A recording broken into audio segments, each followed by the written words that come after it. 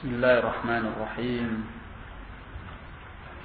Assalamualaikum warahmatullahi wabarakatuh.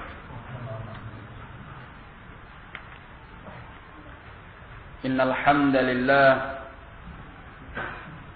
nahmaduhu ta'ala wa nasta'inuhu wa nastaghfiruh wa na'udzu billahi min shururi anfusina wa sayyiati a'malina man yahdihillahu fala mudilla lahu wa man yudlil fala hadiya lahu ashhadu an la ilaha illallah وحده لا شريك له وأشهد أن محمدا عبده ورسوله أما بعد فيقول ربنا تبارك وتعالى يا أيها الذين آمنوا اتقوا الله حق تقاته ولا تموتن إلا وأنتم مسلمون يا أيها الذين آمنوا اتقوا الله وقولوا قولا سديدا يصلح لكم أعمالكم ويغفر لكم ذنوبكم ومن يطع الله ورسوله فقد فاز فوزا عظيما يقول نبينا عليه الصلاة والسلام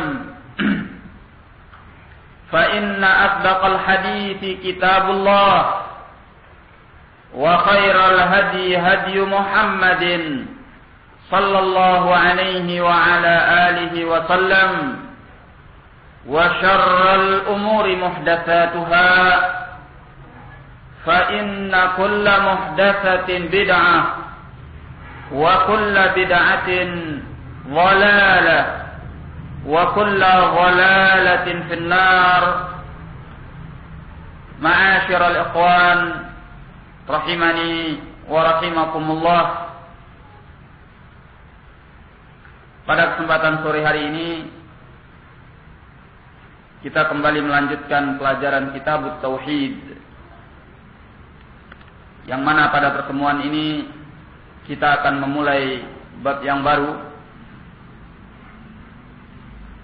setelah kita menyelesaikan bab man haqqaqa tauhid dakhala al-jannah bighairi hisab. Barang siapa yang merealisasikan at-tauhid maka dia masuk ke dalam surga tanpa hisab. Bab yang berikutnya, qala Syekh Al-Imam Muhammad bin Abdul Wahhab rahimahullahu ta'ala, babul khawfi minasy-syirk. Bab rasa takut dari perbuatan syirik. Wa qaulillahi azza wa jal, juga firman Allah azza wa jal, innallaha la yaghfiru ay yushraka bihi wa yaghfiru ma duna dzalika liman yasha. Sesungguhnya Allah tidaklah mengampuni perbuatan syirik kepadanya, dan Allah mengampuni apa yang lebih ringan daripada itu bagi siapa yang Allah kehendaki. An-Nisa ayat ke-48. Wa qala al-Khalil alaihi salam,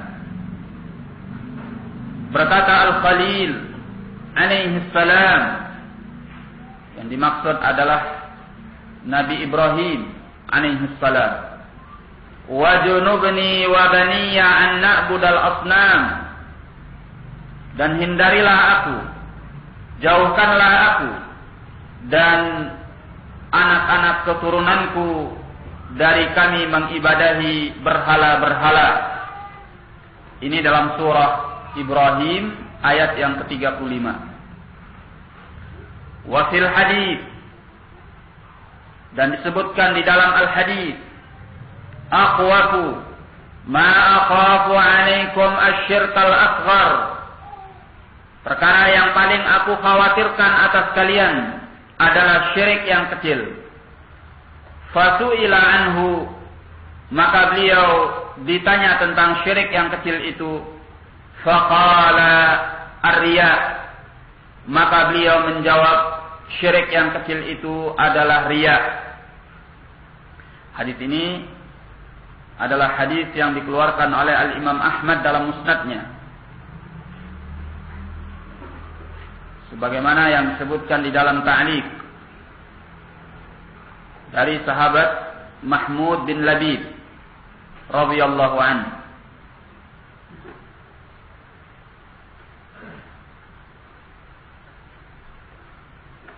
Baik. Qala wa an ibni Mas'ud radhiyallahu anhu, dan dari Abdullah bin Mas'ud radhiyallahu anhu, anna Rasulullah sallallahu alaihi wasallam qala, bahwasanya Rasulullah sallallahu alaihi wa ala alihi wasallam bersabda, man mata wa huwa yad'u min dunillahi niddan dakhala an-nar, barang siapa yang meninggal, barang siapa yang mati dalam keadaan dia menyeru dari selain Allah tandingan yang lainnya, maka dia masuk ke dalam api neraka. Rawahul Bukhari, diriwayatkan oleh Al-Bukhari. Wali Muslimin, dan bagi Muslim, an Jabir, dari Jabir radhiyallahu anhu, anna Rasulullah sallallahu alaihi wa ala alihi wasallam qala, bahwasanya Rasulullah sallallahu alaihi wa ala alihi wasallam bersabda, man laqiyallaha la yusyriku bihi syai'an dakhala al-jannah, barang siapa yang bertemu dengan Allah dalam keadaan dia tidak menyekutukannya dengan sesuatu yang lain, maka dia masuk ke dalam surga. Wa man laqiyahu yusyriku bihi syai'an dakhala an-nar, dan barang siapa yang bertemu dengan Allah dalam keadaan dia menyekutukannya dengan sesuatu yang lain, maka dia masuk ke dalam api neraka. Bab yang ada di hadapan kita ini yaitu bab al-khauf minasyirik, bab rasa takut dari perbuatan syirik. Bab ini adalah bab yang mencocoki beberapa bab sebelumnya, karena pada bab-bab yang sebelumnya disebutkan tentang bab tahqiq tauhid, ya, bab mengenai bagaimana merealisasikan at-tauhid. Kemudian diiringi berikutnya dengan bab man haqqaqa at-tauhid dakhala al-jannah bighairi hisab, barang siapa yang merealisasikan at-tauhid maka dia masuk surga tanpa hisab.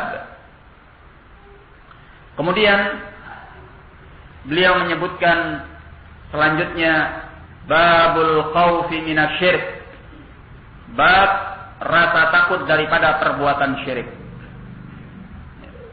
Ini menunjukkan bahwa bab ini mencocoki bab-bab yang sebelumnya, karena bab-bab yang sebelumnya itu terkait dengan ar-raja, ya, terkait dengan pengharapan seorang hamba yang bertauhid kepada Allah Jalla wa'ala bahwa dia dimasukkan ke dalam surga. Sedangkan bab ini terkait dengan babul khauf, ya, mengenai rasa takut daripada perbuatan syirik, sehingga seimbang antara ar-raja dengan al-khauf, ya, pengharapan dengan rasa takut. Karena pengharapan saja tanpa rasa takut ini akan membuat seseorang merasa aman dari perkara-perkara yang jelek, merasa aman dari perkara-perkara yang mendatangkan murka Allah. Nah, sebagaimana apabila yang ada adalah al-khauf saja, rasa takut saja kepada Allah, rasa takut saja daripada perbuatan syirik, ini akan membuat seseorang melampaui batas sehingga dia berputus asa daripada rahmat Allah Jalla wa'ala. Ya. Membawa kepada al-qunut min rahmatillah. Ya. Berputus asa daripada rahmat Allah. Dengan seimbangnya antara ar-raja dengan al-khauf, maka seorang hamba akan dalam keadaan stabil. Ya. Dia tidak terjatuh ke dalam al-amnu min makrillah, merasa aman daripada makar Allah, sebagaimana dia tidak akan terjatuh ke dalam al-qunut min rahmatillah, rasa putus asa daripada rahmat Allah. Nah, maka di dalam diri seorang hamba yang muwahhid ada ar-raja dan ada al-khauf. Pengharapannya bahwa tauhidnya akan menyelamatkan di sisi Allah Jalla wa'ala. Dia mengharapkan rahmat Allah Jalla wa'ala dengan masuk ke dalam surga. Demikian pula di dalam dirinya ada al-khauf, di mana dia selalu mawas diri, selalu merasa takut, selalu mewanti-wanti dirinya agar jangan sampai dirinya terjatuh ke dalam perbuatan syirik. Ya. Maka ini akan menjaga stabilitas keimanannya dan ketakwaannya kepada Allah Jalla wa'ala. Nah, oleh karena itulah ya, di sini bab yang dibawakan oleh al-muallif rahimahullah mencocoki bab-bab yang sebelumnya, sehingga terkumpul antara ar-raja dengan al-khauf. Ya. Seorang yang terlalu besar rasa pengharapannya dengan tauhid, ya, dengan janji-janji bagi orang yang bertauhid, di mana Allah tidak akan menyiksa seorang yang bertauhid, ya, di mana Allah Jalla wa'ala akan memasukkan ke dalam surga seorang yang bertauhid. Man qala la ilaha illallah dakhalal jannah. Barang siapa yang mengatakan la ilaha illallah dakhalal jannah. Ini kalau tidak disertai dengan al-khawfu minasyirik, rasa takut daripada perbuatan syirik, sering sekali membuat seorang hamba itu lengah, ya, sehingga dia merasa tauhidnya sudah cukup. Dia tidak mewanti-wanti daripada perbuatan syirik. Padahal perbuatan syirik itu mungkin terjadi pada siapapun juga, ya. Kepada orang yang paling bertakwa sekalipun, kepada orang yang paling dekat dengan Allah sekalipun, kemungkinan perbuatan syirik itu pasti tetap ada. Ya. Tidak ada seorang pun yang bisa menjamin dirinya bahwa dia pasti selamat daripada perbuatan syirik sepanjang hidupnya sampai dia meninggal. Ya. Jadi jangan pernah merasa aman. Oleh karena itu nanti akan dibawakan bagaimana Nabi Ibrahim alaihissalam yang merupakan Khalilullah, ya, kekasih yang paling istimewa bagi Allah, seorang yang dinyatakan sebagai imamul muwahhidin, ya, imamnya orang-orang yang bertauhid. Beliau menyatakan wajunubni wa baniya an na'budal asnam. Ya. Jauhkanlah aku dan anak keturunanku dari mengibadahi berhala-berhala. Ya. Pantasnya Nabi Ibrahim ini tidak berpikir demikian kalau dalam perhitungan orang-orang yang lengah. Ya. Sebab Nabi Ibrahim adalah Khalilullah, Khalilur Rahman. Ya. Abul Anbiya, bapaknya para nabi. Ya. Imamul Muwahhidin, imamnya orang-orang yang bertauhid. Ya. Kedudukan beliau sedemikian dekat dengan Allah Jalla wa'ala. Tetapi tetap karena beliau bukan seorang yang lengah bukan seorang yang ceroboh. Ya. Beliau mengimbangi keutamaan tauhid itu dengan rasa takut daripada perbuatan syirik. Beliau merasa bahwa ya, tidak ada yang kuasa menyelamatkan beliau daripada perbuatan syirik kecuali Allah. Ya. Maka beliau meminta kepada Allah Jalla wa'ala, wa junubni wa baniya an na'budal asnam. Hindarilah aku dan anak keturunanku dari mengibadahi berhala-berhala. Nah, bahkan Nabi kita Muhammad sallallahu alaihi wa ala alihi wasallam yang dinyatakan sebagai afdhalur rusul, ya, seutama-utama para rasul, yang dinyatakan sebagai Khalilur Rahman, ya, kekasih yang paling istimewa bagi Allah, yang dinyatakan sebagai afdhalul khalq, ya, makhluk yang paling utama di alam ini dari awalnya sampai akhirnya. Tetap saja Allah peringatkan beliau agar hati-hati daripada perbuatan syirik. Ya.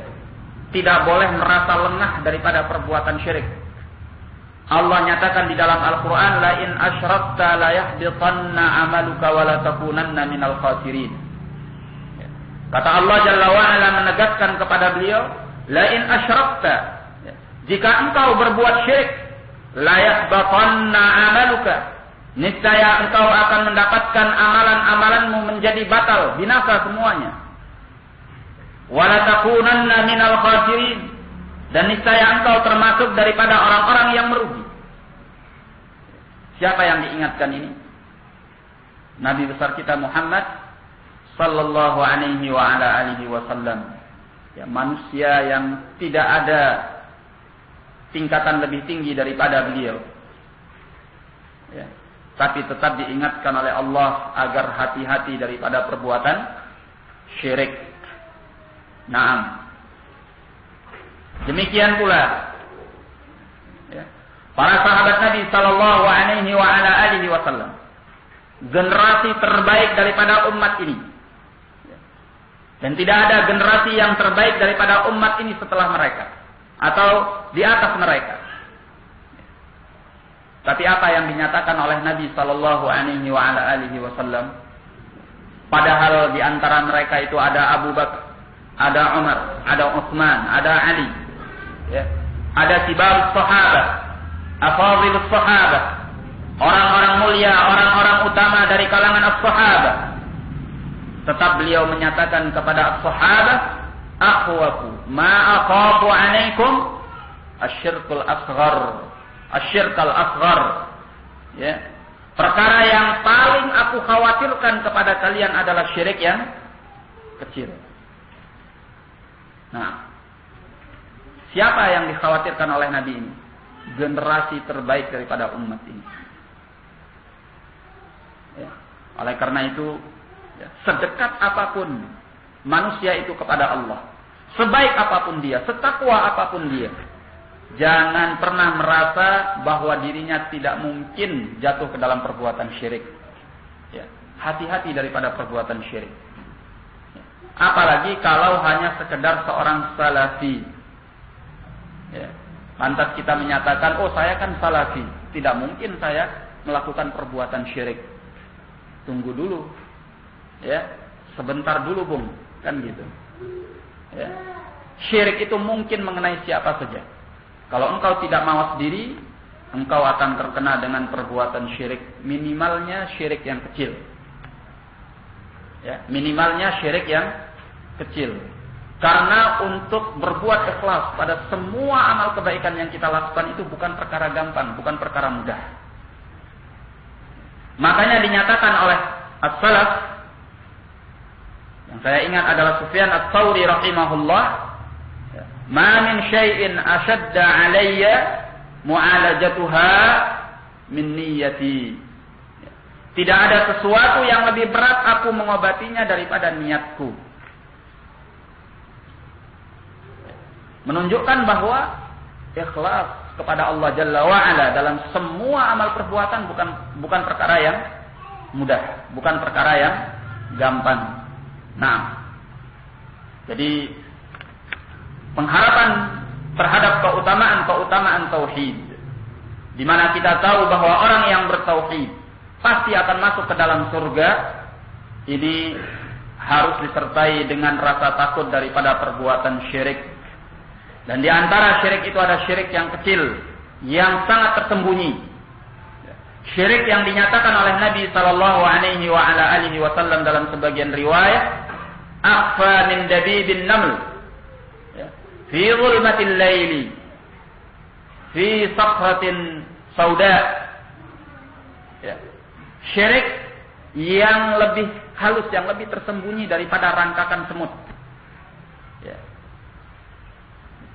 Kalau kita melihat kepada bagaimana semut itu merangkak atau berjalan, tentunya kita akan melihat sesuatu yang sangat samar sekali.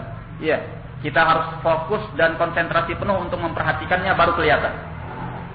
Kan gitu. Ini jalannya semut. Nah, ini syirik yang kecil, akhfa min dabibin naml. Lebih tersembunyi, kata Nabi sallallahu alaihi wasallam, dari jalannya semut fi zulmatil lail, yang berada di dalam kegelapan malam. Melihat jalannya semut di terang siang hari saja, itu sudah perkara yang sulit, butuh konsentrasi yang penuh dan perhatian yang fokus. Bagaimana kalau jalannya semut itu di tengah gelapnya malam? Fi sakhratin sauda, di tengah-tengah batu besar yang hitam. Tentu sesuatu yang sangat tersembunyi sekali. Jalannya semut di tengah gelapnya malam, di tengah batu besar yang hitam. Tidak kelihatan. Sulit untuk nampak. Nah, syirik yang kecil itu akhfa min hadza. Lebih tersembunyi daripada hal yang demikian ini. Menunjukkan betapa halusnya dan betapa tersembunyinya syirik yang kecil. Sampai-sampai seringkali kita tidak merasa bahwasanya kita telah terjatuh ke dalam syirik ini, sementara kita menganggap bahwa diri kita masih di atas keikhlasan kepada Allah Jalla wa'ala. Karena sangat samarnya. Nah, khawanifiddin rahimani wa rahimakumullah, maka bab al-khawfi minasyirik, bab rasa takut daripada perbuatan syirik, adalah bab yang sangat penting di dalam mengimbangi keutamaan at-tauhid. Nah, disebutkan di dalam bab ini mengenai firman Allah Jalla wa'ala, innallaha la yaghfiru ayyushraka bihi wa yaghfiru ma duna dzalika liman yasha. Sesungguhnya Allah tidaklah mengampuni perbuatan syirik kepadanya, dan mengampuni apa yang lebih ringan daripada itu bagi siapa yang dikehendaki oleh Allah. Sebagaimana yang pernah kita terangkan, bahwasanya di sini para ulama berbeda pendapat mengenai syirik mana yang tidak diampuni oleh Allah. Menurut sebagian ulama, bahwa syirik yang tidak diampuni oleh Allah hanya syirik besar saja. Karena syirik besar itu yang kekal di dalam api neraka. Syirik besar itu yang dinyatakan oleh Allah Jalla wa'ala, innahu man yusyrik billah faqad harramallahu 'alaihil jannah wa ma'wahun nar wa ma lidh-dhalimin min ansar. Barang siapa yang berbuat syirik kepada Allah, maka sungguh Allah telah mengharamkan atasnya api neraka. Allah telah mengharamkan atasnya surga, dan tempat berpulangnya adalah api neraka, dan bagi orang-orang yang zalim itu tak ada seorang penolong pun. Nah, namun menurut sebagian ulama yang lainnya dinyatakan bahwa syirik yang tidak diampuni oleh Allah adalah syirik yang besar, demikian pula yang kecil. Semua perbuatan syirik itu tidak ada yang diampuni oleh Allah Jalla wa'ala. Kalau syirik yang besar itu jelas. Menurut pendapat yang kedua ini, syirik yang kecil pun tidak akan diampuni oleh Allah. Artinya bahwasanya barang siapa yang melakukan syirik yang kecil, ya, dia tidak akan pernah diampuni oleh Allah. Dosanya itu pasti akan disiksa oleh Allah. Berarti tidak berada di bawah masyiatillah, di bawah kehendak Allah sebagaimana dosa-dosa yang besar. Kalau dosa-dosa yang besar dalam keyakinan Ahlus Sunnah itu di bawah kehendak Allah. Apabila Allah berkehendak akan diampuni, maka diampuni. Kalau akan disiksa, maka akan disiksa. Tetapi syirik yang kecil tidak pernah akan diampuni oleh Allah. Ini. Nah, sebagaimana yang kita terangkan bahwa kedua pendapat ini sepakat, bahwa yang kekal di dalam api neraka itu adalah pelaku syirik yang besar. Kemudian dua pendapat ini juga sepakat bahwa syirik yang kecil tidak mengekalkan pelakunya di dalam api neraka. Berarti apa perbedaannya antara pendapat yang pertama dan yang kedua? Tentang masalah apakah syirik yang kecil diampuni oleh Allah atau tidak. Ya. Bagi yang mengatakan bahwa yang tidak akan diampuni oleh Allah hanya syirik yang besar saja, mereka mengikutkan syirik yang kecil layaknya seperti dosa-dosa besar yang berupa maksiat kepada Allah. Artinya apa? Bahwa syirik yang kecil pun tergantung kepada kehendak Allah. Apabila Allah berkehendak untuk menyiksanya akan disiksa oleh Allah. Kalau Allah berkehendak untuk mengampuninya, maka akan diampuni oleh Allah. Ini menurut pendapat yang pertama. Ya. Sedangkan pendapat yang kedua berarti mereka meyakini bahwasanya syirik yang kecil tidak diampuni oleh Allah, artinya tidak berada di bawah kehendak Allah. Ya. Pasti akan disiksa oleh Allah. Ya. Namun mereka sepakat. Ya, seperti yang sudah kita sebutkan tadi, ya, walaupun syirik yang kecil itu pasti disiksa oleh Allah, namun pelakunya tidak akan kekal di dalam api neraka. Ya. Sehingga yang menyatakan bahwa syirik kecil pun tidak akan diampuni oleh Allah dan pasti akan disiksa oleh Allah, mereka tetap meyakini walaupun disiksa oleh Allah, tetapi tidak akan kekal di dalam api neraka. Ini yang membedakannya daripada syirik yang besar. Nah, dan semua pembahasan ini terkait dengan orang yang tidak taubat daripada perbuatan syiriknya.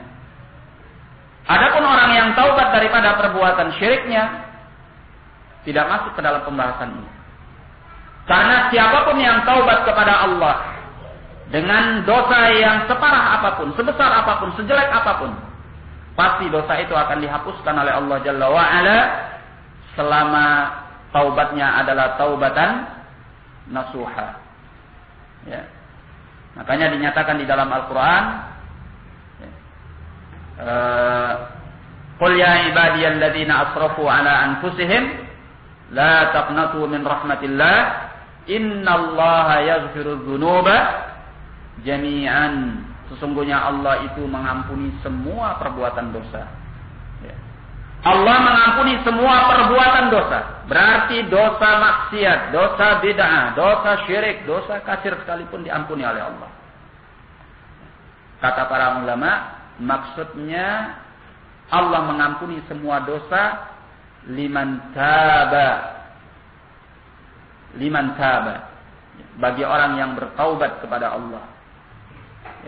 Kalau dia bertaubat, maka tidak ada dosa yang tidak diampuni oleh Allah. Jadi pembahasan kita sekarang ini mengenai orang yang tidak taubat dari perbuatan dosanya.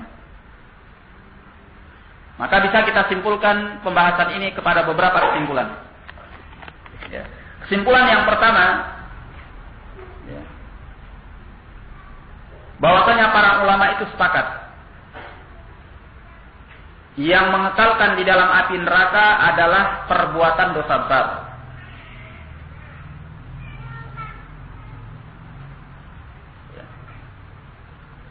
Yang kedua, bahwasanya para ulama itu sepakat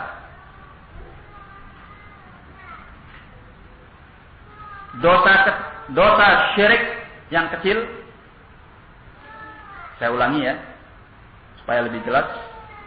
Pertama, para ulama itu sepakat bahwasanya yang mengekalkan di dalam api neraka adalah perbuatan syirik yang besar. Nah, adalah perbuatan syirik yang besar. Ini yang mengekalkan di dalam api neraka. Yang kedua, para ulama itu sepakat bahwasanya dosa syirik yang kecil tidak mengekalkan di dalam api neraka.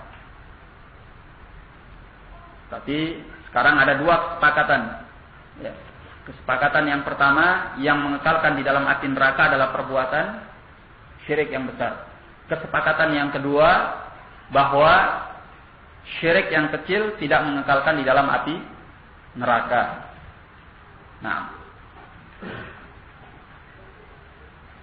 kemudian yang ketiga, bahwasanya para ulama itu berbeda pendapat mengenai syirik yang kecil. Apakah syirik yang kecil itu di bawah kehendak Allah atau tidak?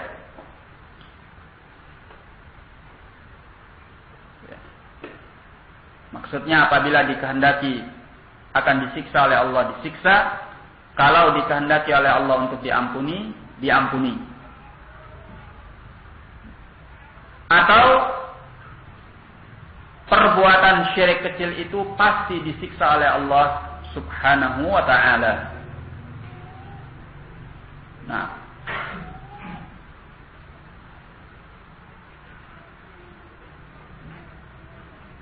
mereka berbeda pendapat dalam hal ini.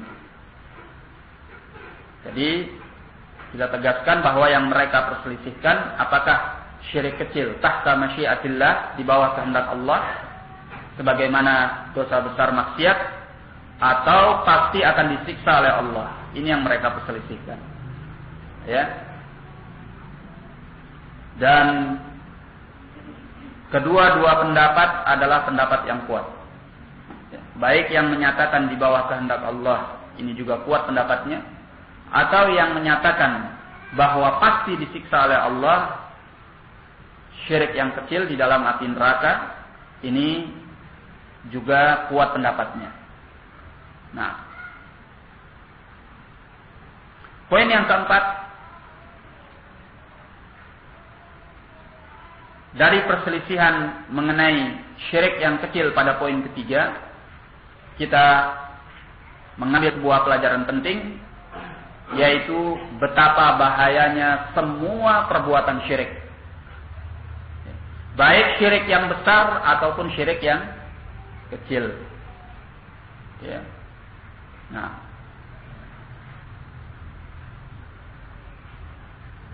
karena syirik yang kecil sekalipun, ada di kalangan para ulama yang menyatakan bahwa syirik yang kecil pasti disiksa oleh Allah, ya, dan tidak akan mendapatkan pengampunan, menunjukkan betapa bahayanya perbuatan syirik yang kecil ini. Nah, jadi kesimpulannya bahwa semua perbuatan syirik adalah bahaya, yang besar maupun yang kecil. Sebagaimana yang seringkali kita ulangi, kita tegaskan bahwa syirik yang kecil itu sebenarnya dosanya adalah besar. Ya. Dinyatakan kecil karena jika dibandingkan dengan syirik yang besar, syirik yang besar itu mengeluarkan dari Islam, sementara yang kecil ini tidak. Tapi pada zatnya itu sendiri, ya, perbuatan syirik yang kecil itu besar dosanya di sisi Allah. Ya. Nah, sehingga dinyatakan bahwa syirik yang kecil akbar minal kabair. Syirik yang kecil itu lebih besar dosanya daripada dosa-dosa besar yang berupa maksiat kepada Allah. Nah, akbar minal kabair, lebih besar dosanya daripada dosa-dosa besar yang berupa maksiat kepada Allah. Nah, Kemudian kesimpulan yang keempat, bahwasanya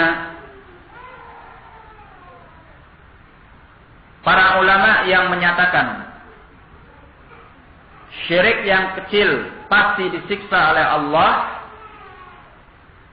pasti pelakunya disiksa oleh Allah, ini mereka menyatakan bahwa walaupun pelakunya pasti disiksa oleh Allah, mereka tidak kekal di dalam api neraka. Ya, ini kesimpulan kita. Karena mereka sepakat bahwa yang membuat kekal di dalam api neraka itu hanya syirik yang besar. Jadi, walaupun sebagian ulama menyatakan bahwa syirik yang kecil pasti disiksa oleh Allah, namun tatkala disiksa oleh Allah, pelakunya kemudian akan dikeluarkan dari api neraka setelah dosa itu dihapuskan dengan siksa-siksa yang diberikan oleh Allah di dalam api neraka. Setelah mereka mendapatkan imbalan daripada perbuatan syirik yang kecil, maka mereka kemudian dikeluarkan dari api neraka dan selanjutnya dimasukkan ke dalam surga. Karena syirik yang kecil tidak mengekalkan di dalam api neraka. Nah, berarti ini kesimpulan yang keberapa? Yang keempat apa yang kelima? Yang kelima, ya. Yang kelima. Nah, yang keempat yang sebelumnya, yaitu betapa bahayanya semua perbuatan syirik. Kemudian yang keenam,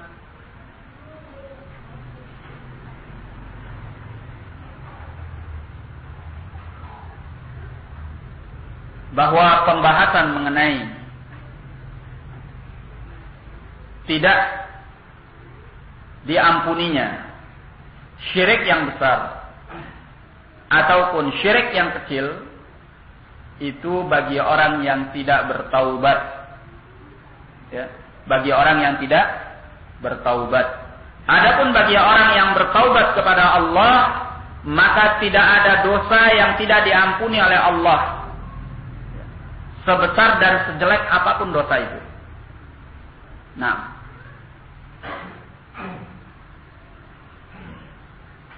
makanya Allah nyatakan di dalam Al-Quran, Innallaha yaghfiru dzunuba jami'an. Sesungguhnya Allah itu mengampuni semua perbuatan dosa.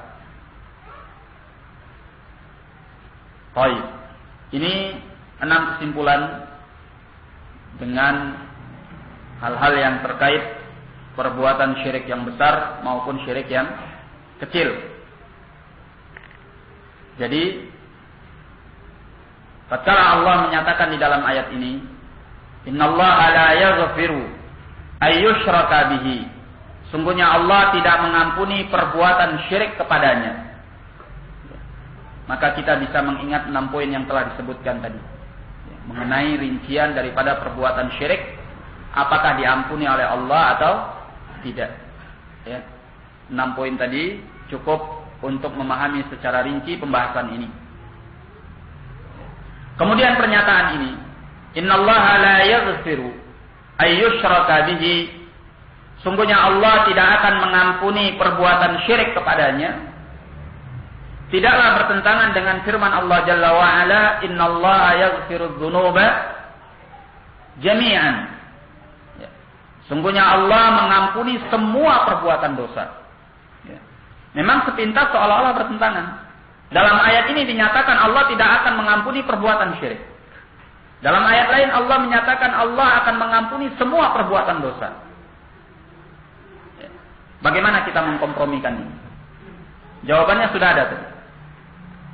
Bagaimana? Apa jawabannya? Nah, bagaimana jawabannya? Nah, bahwasanya pernyataan ayat ini, Innallaha la yaghfiru ayyushraka bihi, sungguhnya Allah tidak mengampuni perbuatan syirik kepadanya bagi orang yang tidak bertaubat. Ya. Liman lam yatub, bagi orang yang tidak mau bertaubat daripada perbuatan syirik.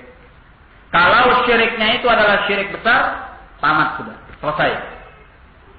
Ya. Orang yang melakukan syirik yang besar, faqad harramallahu 'alaihil jannah wa ma'wahu an-nar. Ya. Allah telah mengharamkan atasnya surga dan tempat berpulangnya adalah api neraka. Ya. Selama-lamanya dia akan berada di dalam api neraka. Ya. Dia tidak akan masuk ke dalam surga. Ya. Naam.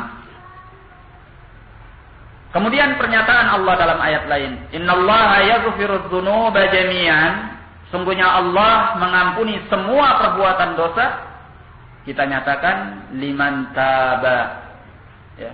Allah mengampuni semua perbuatan dosa bagi siapa yang taubat, bagi siapa yang taubat. Nah, makanya dinyatakan oleh as-salaf, la kabirata ma'at taubah wa la saghirata ma'al israr. Ya, dinyatakan oleh salaf bahwasanya tidak ada dosa yang besar kalau disertai dengan taubat. Karena sebesar apapun dosa yang dilakukan oleh seorang hamba, kalau dia bertaubat kepada Allah, dosa itu hapus. Dosa itu akan hilang. Ya, akan diampuni oleh Allah. Sebagaimana la saghirata ma'al israr. Tidak ada dosa yang kecil kalau dilakukan secara terus-menerus. Ya, awalnya kecil. Tapi kalau dilakukan secara terus-menerus, yang kecil ini menjadi besar. Karena menunjukkan apa? Menunjukkan bahwa pelakunya tidak perhatian kepada hukum Allah Jalla wa'ala, kepada hak Allah Jalla wa'ala. Ya. Nah, dan dosa-dosa kecil yang dilakukan secara terus-menerus ini nanti, di samping nilainya akan menjadi besar, ya, dia pun akan membawa pelakunya untuk melakukan dosa yang lebih besar. Nah, awalnya akan dimulai dengan yang kecil, kemudian akan membawa kepada yang besar. Nah, barakallahu fikum. Karena yang namanya maksiat itu tidak akan berhenti pada satu batasan saja. Dia akan membawa kepada yang lebih parah dan lebih parah. Nah, kemudian disebutkan di dalam bab ini mengenai ucapan Nabi Ibrahim alaihissalam, wa junubni wa baniya an na'budal asnam. Jauhkanlah aku dan anak keturunanku daripada mengibadahi berhala-berhala. Ya.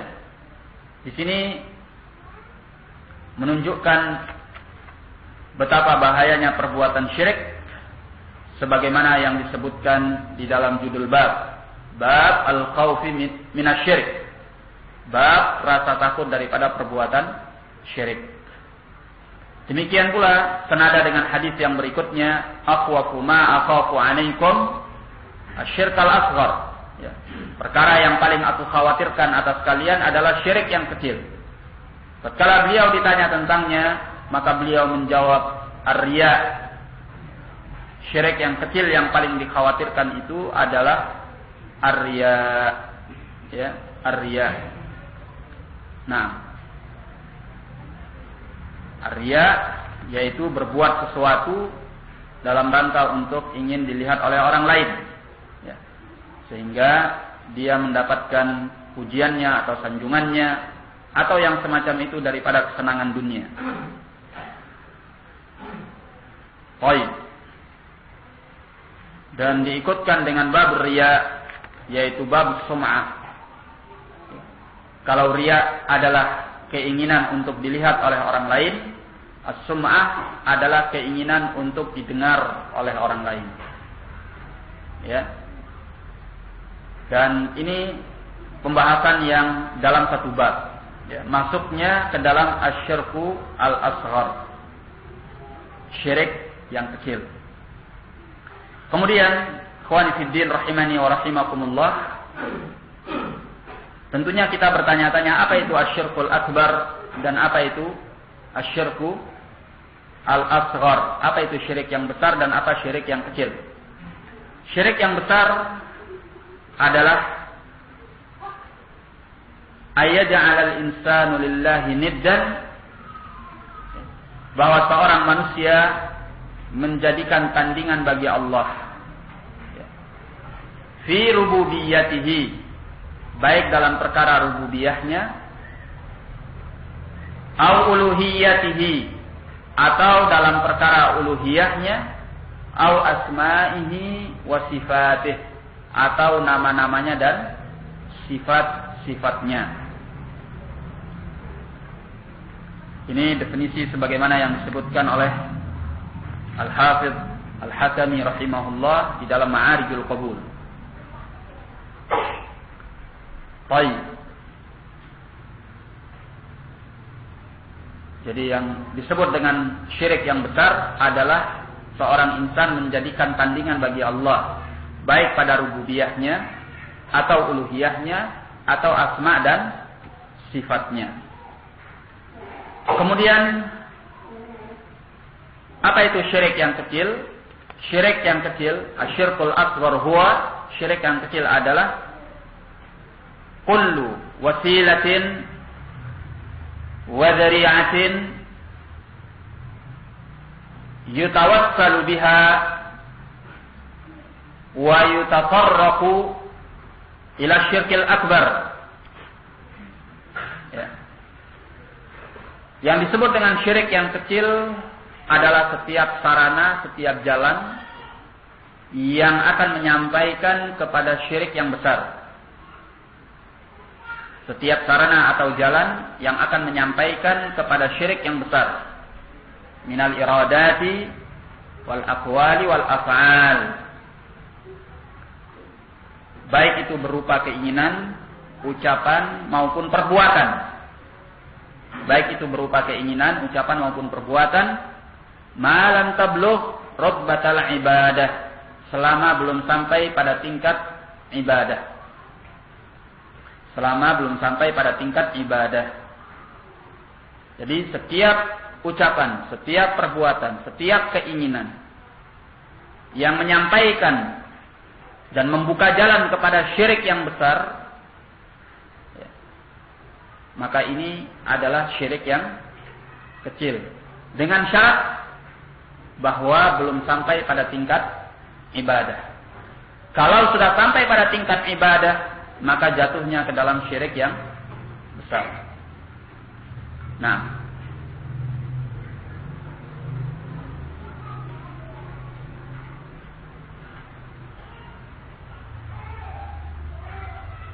kemudian al-muallif rahimahullah membawakan hadis Abdullah bin Mas'ud tentang orang yang meninggal dalam keadaan menyeru berdoa kepada selain Allah dan menjadikannya tandingan bagi Allah, dia masuk ke dalam api neraka. Juga membawakan hadis Jabir, yaitu di mana Nabi sallallahu alaihi wasallam bersabda, barang siapa yang bertemu dengan Allah dalam keadaan tidak menyekutukan Allah dengan sesuatu yang lain masuk ke dalam surga, dan barang siapa yang bertemu dengan Allah dalam keadaan menyekutukan Allah dengan sesuatu yang lain, maka dia masuk ke dalam api neraka. Yang perlu diingat dalam hadis yang terakhir ini, yaitu pembahasan apa yang telah kita sebutkan di dalam daurah. Ya. Bahwasanya orang yang bertemu dengan Allah dalam keadaan tidak menyekutukan Allah masuk ke dalam surga, atau dalam riwayat lain disebutkan tidak akan disiksa oleh Allah. Ya. Ini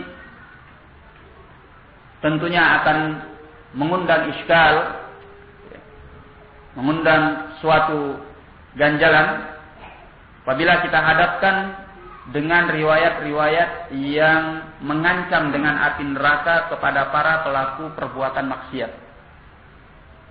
Ya. Di mana orang-orang yang berbuat maksiat pun ada yang disiksa oleh Allah, diancam dengan api neraka, seperti pezina, peminum khamr dan lain sebagainya. Ya. Maka bagaimana mempertemukan ini? Dalam sebuah riwayat disebutkan Allah tidak akan menyiksa atau akan masuk ke dalam surga orang yang tidak menyekutukan Allah. Seolah-olah dengan tidak menyekutukan Allah saja cukup untuk selamat dari siksa. Kan gitu. Sementara dalam riwayat lain disebutkan bahwa di antara pelaku maksiat itu ada yang masuk ke dalam api neraka. Ada yang disiksa oleh Allah, diancam dengan api neraka. Nah, seperti misalnya sabda Nabi sallallahu alaihi wasallam, "La yadkhulul jannah al-qattat."